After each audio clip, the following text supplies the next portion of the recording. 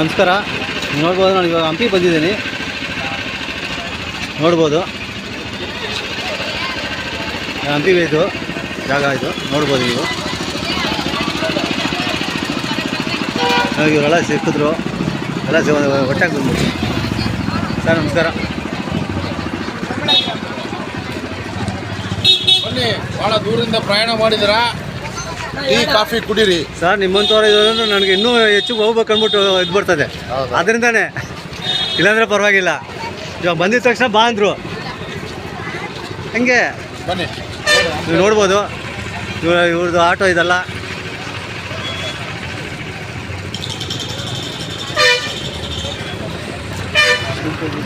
ಯೂಟ್ಯೂಬಲ್ಲಿ ಹಾಕ್ತೀನಿ. ಏನ ಮಾತಾಡ್ತೀರಾ? ಇಲ್ಲ ಹಂಪಿ ಬಗ್ಗೆ ಪ್ರಯಾಣ ಮಾಡಿದ್ರೆ ನಮ್ಮ ಸಂಸ್ಕೃತಿ ಬಗ್ಗೆ ತಿಳ್ಕೊತಾರೆ ಜನ. ಇವರೆಲ್ಲ ಯಾತ್ರೆ ಮಾಡೋದ್ರಿಂದ ನಮ್ಮ ದೇಶದಲ್ಲಿ ಮುಖ್ಯವಾದ ಜಾಗಗಳು ಗೊತ್ತಾಗುತ್ತೆ. ಯೂಟ್ಯೂಬಿಂದ, ಪೇಪರಿಂದ ಒಳ್ಳೆಯ ಕೆಲಸ ಮಾಡ್ತಾರೆ. ಧನ್ಯವಾದಗಳು ಸರ್. ನೀವು ಮಾತಾಡಿ ಪರವಾಗಿಲ್ಲ. ಹಂಪಿ ಬಗ್ಗೆ ಹೆಂಗೆ ಅಂದ್ಬಿಟ್ಟು ಸಾಕು ಬಿಡಿ, ಆಯ್ತು.